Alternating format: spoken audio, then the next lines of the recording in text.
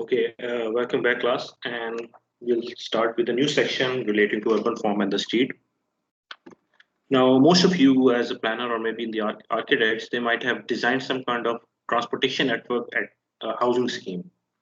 Maybe you've developed some kind of neighborhood plan, and you might have envisioned a kind of a road network first before uh, going for the plotting or designing of different land uses in a housing scheme.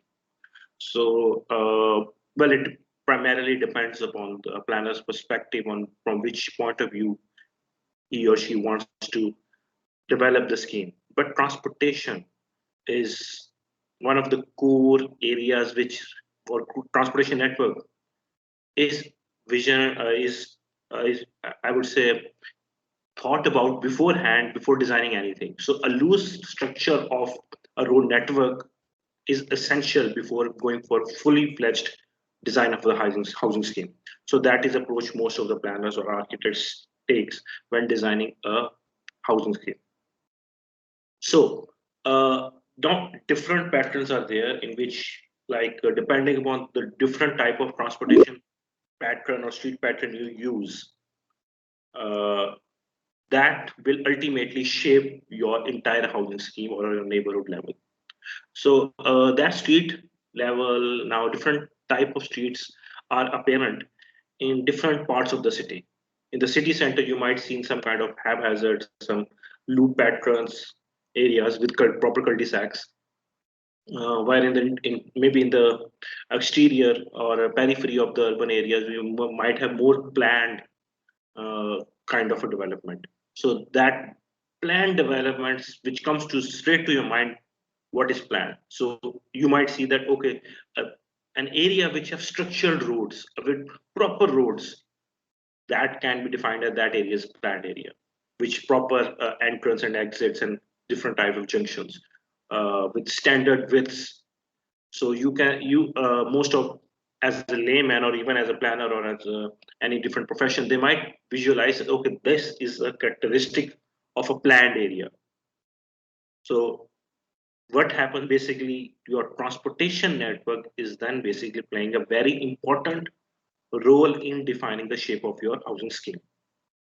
Now, different planners have different, um, I would say, preferences to adopt which kind of street pattern. So every street pattern, it has positives and negatives. So what sort of pattern as a planner you would be adopting in designing a housing scheme? So first of all, our first or primary go-to method is the grid pattern. So that pattern, this pattern, okay. So this pattern is one of the go-to pattern, or let's say if no one knows anything about designing a housing scheme, so everyone opt for this one because this is very easy to draw maybe and very easy to visualize and develop. Okay, then we'll go into details of each one. And of course, some planners or all of your planners in this class might have already know about these patterns. So for architects or civil engineers, there might be something new if you've not studied it. Okay, so why do we need it? So first of all, of course, street pattern at a very local level gives you accessibility or interconnectivity from from your individual house to another place which you want to go.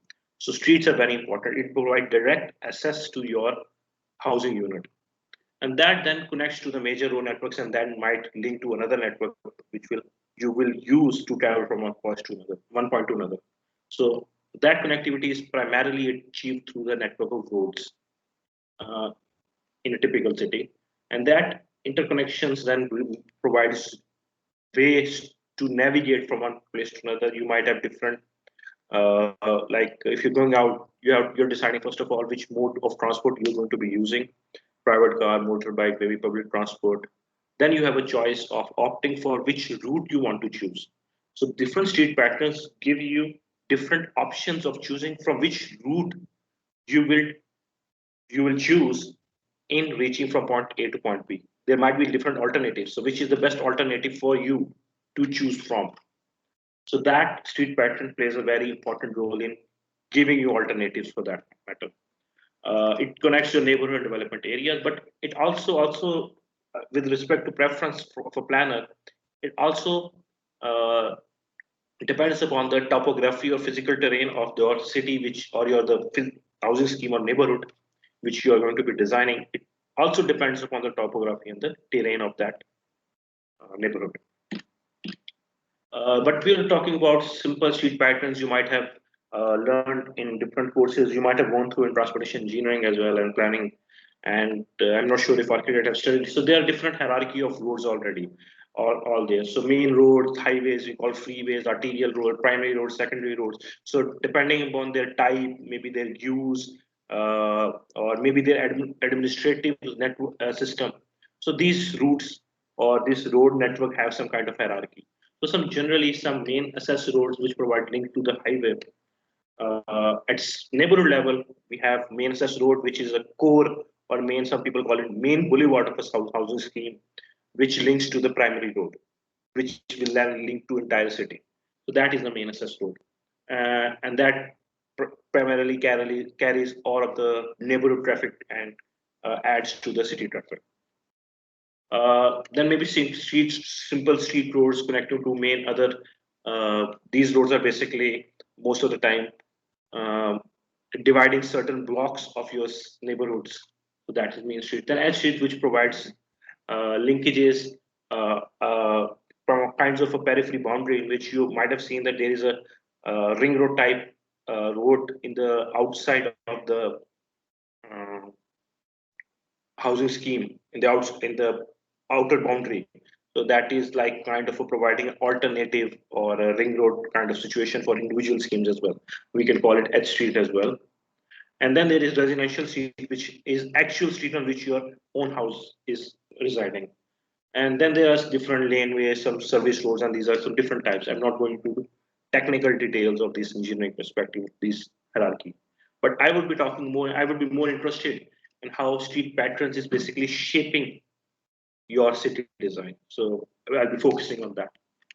So these are some of the typical street patterns, uh, which are commonly used, which each have its own uh, pros and cons, advantages and disadvantages. And these are different patterns which planners adopt or a mix of basically a pattern. You can, it's not obviously like we are opting for one pattern. We can have a multiplicity of these patterns in our own housing scheme. So anyone who knows all these patterns, first of all, my question to the class planners, especially, you may have designed cities housing schemes. So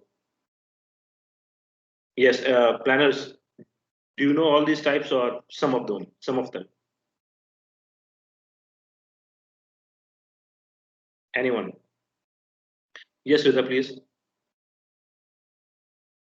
You, which one you know? I've obviously rectilinear pattern is obvious one. So, any other the pattern? Have you gone through these patterns? Have you heard about their names or not? Rita, please. Okay, Shape, you please.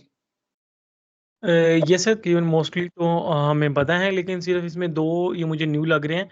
ये picture वाला landscape pattern और ये उसका मुझे idea नहीं है, और stem pattern शायद ये देखा हो लेकिन अभी आइडिया नहीं आ रहा बाय नेम इसे।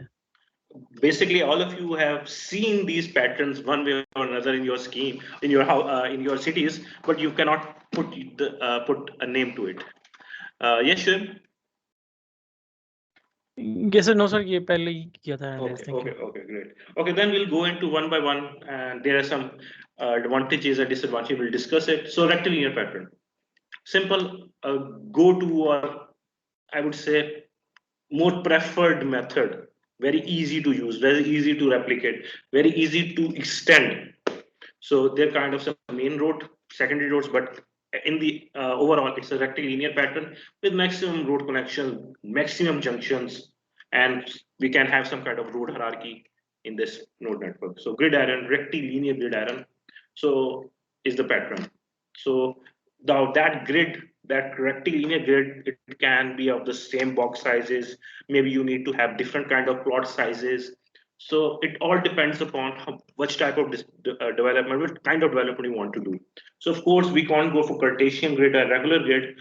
We always go for rectilinear grid because we need some kind of because we cannot have the same plot sizes for all of it or for our land users. So we opt for rectilinear grid most of the time. So this is just a difference between regular grids and the rectilinear grid. So some different characteristics, we can have blocks of different shapes and sizes, different variety can be there, and maybe it gives a very good room to the architects as well to have develop a very good building depending on the plot size. So it's a regular shape plot. You can have back alleys, you can have alternate routes. So it provides a very good efficiency in infrastructure. You can even lay down very good this basic infrastructure like water supply, gas, sewage. You can lay down it according to the road. So it's very easy to lay down the infrastructure as well. And some at the corners or at the end of the pattern, you might have some kind of T junctions. So that is a part of a grid, a rectilinear pattern. So then you can divide it. You can add different kind of open spaces in that.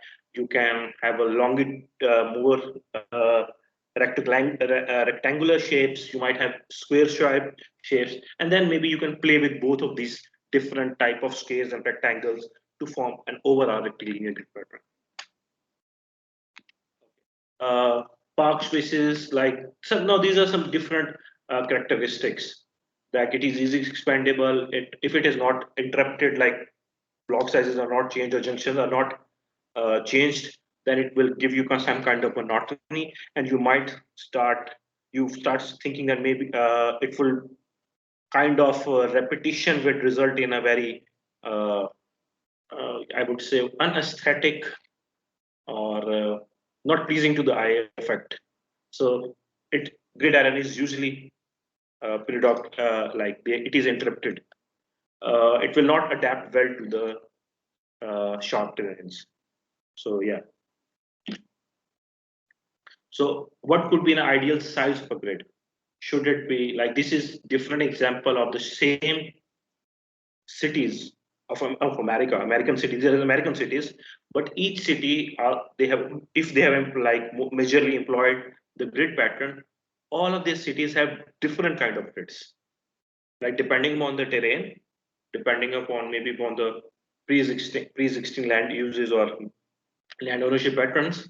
So that kind of a grid you can form. So this is just give you an example that rectilinear grids are not constant. They vary depending upon different cities.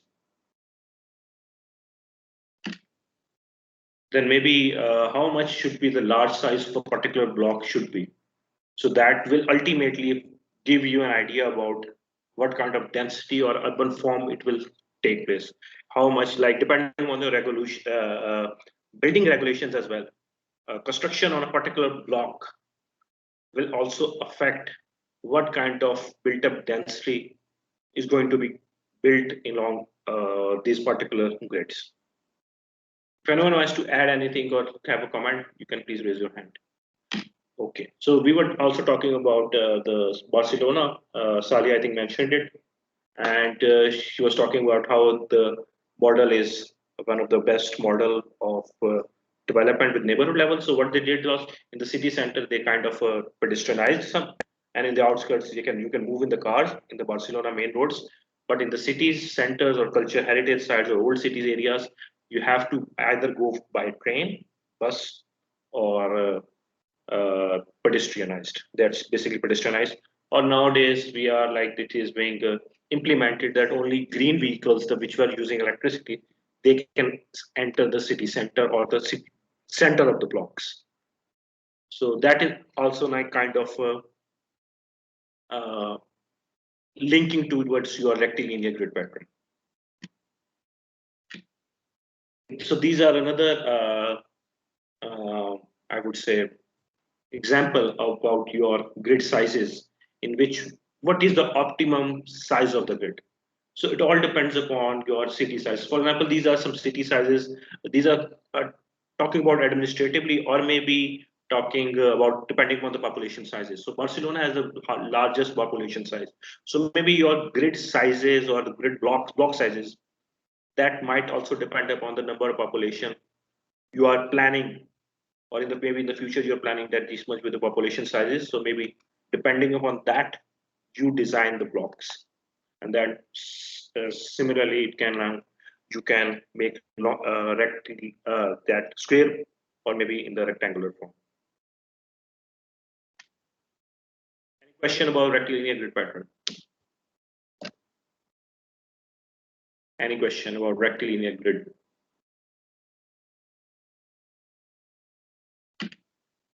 Diamond grid pattern is also it is a kind of a grid pattern, but it is characterized by the road connections are at angles. They are not at 90 degrees purely.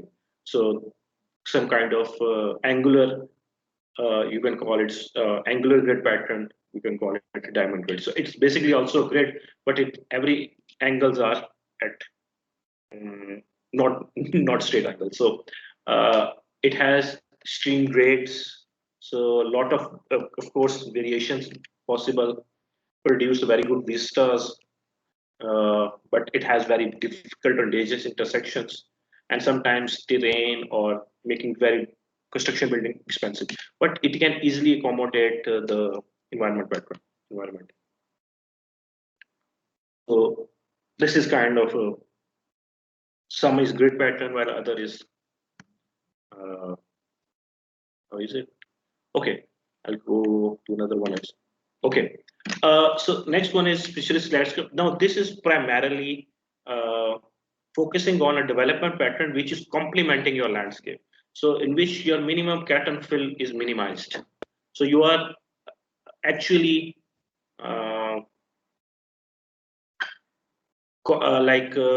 taking care of the environment. So development and it encourages landscape development. So any development which is currently doing development according to the natural terrain, so that kind of development can be described as a picturesque landscape pattern. So again, it has angles are difficult because of the difficult terrain. It has different issues in traffic, different kind of variety of lot sizes. So different lot sizes. Sometimes hierarchy will not be formed because of the. So this kind of a picturesque landscape you might have seen in Murray or some hilly area. So that kind of landscape pattern you might observe over there. So okay, now complementing your landscape or something like this. So landscape is being prioritized or is center of your development. So that is a part of picturesque landscape. So that another one is curvilinear grid pattern that is very common, like road development is done along a particular curves. So these type of curvilinear grid patterns, they are very much observable in case of new housing scheme development, especially in the large high income areas, or I would say low density development of housing schemes. Thus, this kind of development is very much encouraged. So curvilinear grid pattern. So many people use that. So of course, it will also have the characteristics. So these are much more or less comparatively put that some grid patterns, some of the pattern will have certain advantages and some kind of grid pattern will have disadvantages. So because it's a grid pattern, is easily expandable, so it can also give you a visual kind of good vistas, good viewpoints. I'm not sure if I'm describing it correctly. Architects might use more technical words of that. It provides a very good. How do you call it? How do you define vista, architect? Am I using the white word vista? Like looking at something and giving you a very good view. Is it vista? Architects. Yes, sir. Okay. Okay. So another one is like radial So I was just thinking that this might be linked to Buenos Aires, which I showed you previously. So yeah, so radar or star pattern, like in Lahore model town. So that is kind of orienting from the city center and then expanding. So everything is focused toward a particular center of the, so radiating from the city center. Again, it has formula central spaces, mostly focused, different times adaptable to terrain, and can have different vistas. So this kind of development, so it is being uh, emerging from the city center, from the center of the plot, center of the your development. So this is radial or star pattern. Then is a stem pattern. Now stem pattern is very much common, so it might be, now stem pattern is often complemented by the curvilinear grid pattern, and that kind of gives you a cul-de-sac at the end of the plot. So that is very much common in high income areas or low density areas as well. So again, some different, of course, it has also advantages, disadvantages. I want to show you the picture. Yeah, this one. So in the end, it is a road network. So you are providing and creating a sub neighborhoods within a larger neighborhood. So it's a cul-de-sac predominantly used by the cul-de-sacs in which your housing is surrounded like in a form of a stem. Like if you see a map, for example, a leaf, so you see different stems coming out of that map, of that leaf, and end of the leaf there is your cul-de-sac is there. So this kind of a, this stem pattern is basically imitating, I would say imitating uh, your leaf patterns. So that is a stem pattern.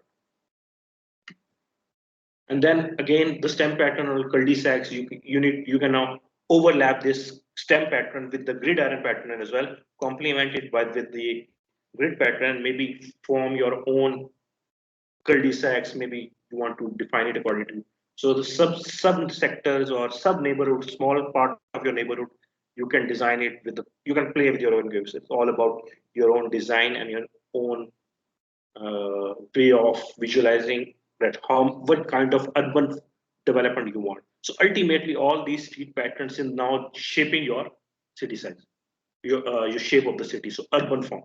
So all these street patterns which I've talked about now, they are influencing the shape of the housing scheme, and that housing scheme is a part of your city, and that will ultimately affect the urban form of the city.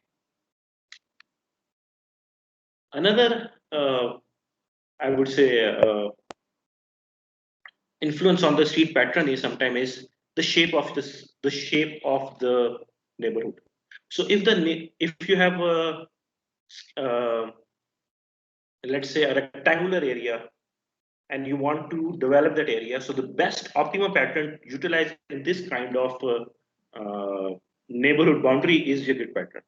So depending upon how much is the shape of the boundary, what is the boundary, or is it irregular, properly irregular, or whatever type of boundary shape it is, that will influence a planner or anyone for that matter for designing according to the city boundary, a neighborhood boundary.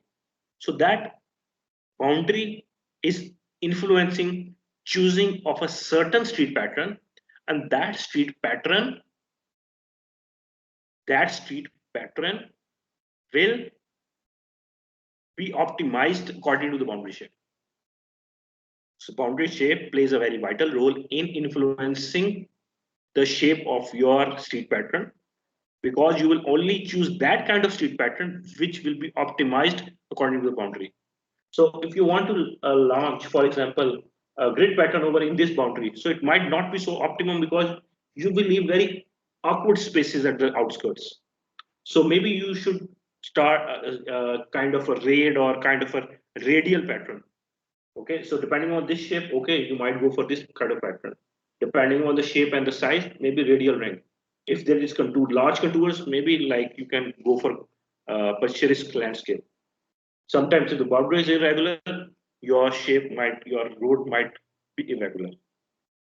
So if your development is along, for example, maybe along a road, maybe you need to have a development along a linear kind of a pattern. So clear? Is boundary clear? how boundary influences your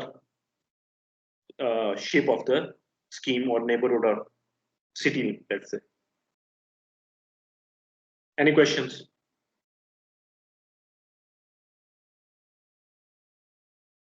Okay.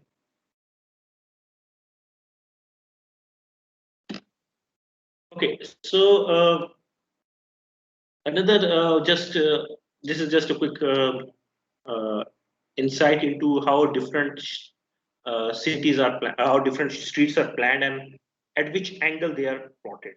So let me give you an example from this one. For example, this one, this Islamabad. So Islamabad has more or less majority of the roads are on this pattern. So you might have an idea that okay, maybe it is very much planned. Regular street pattern is there. Okay, so let's about Rawalpindi. So Rawalpindi has roads in almost every direction. Okay, so you can have an idea. Okay, roads, accessibility, and the patterns. Then go for Rawalpindi.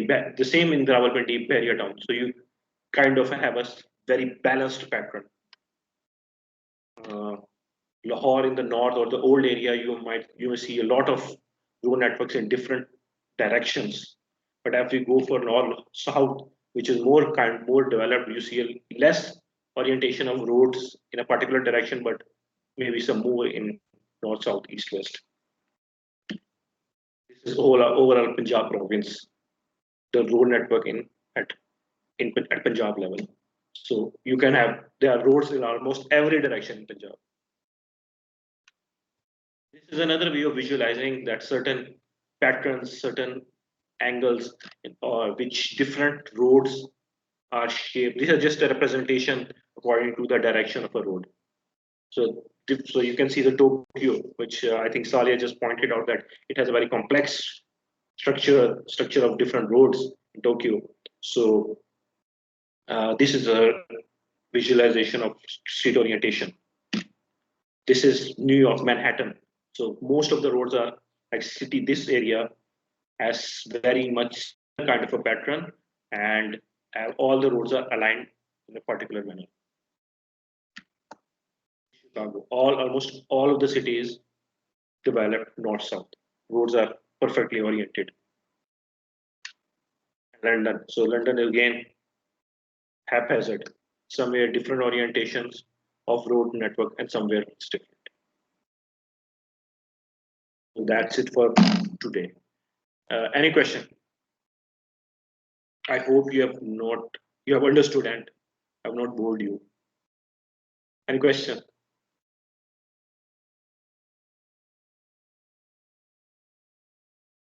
Yes, Hamza, please. ये sir, ये rectilinear grid में आपने कहा था, यहाँ पे लिखा हुआ था कि ये स्नोई एरियाज में स्लोप हो जहाँ पर हो, कोल्ड क्लाइमेट हो, वहाँ पर ये इफेक्टिव नहीं है. तो व्हाई इज दैट?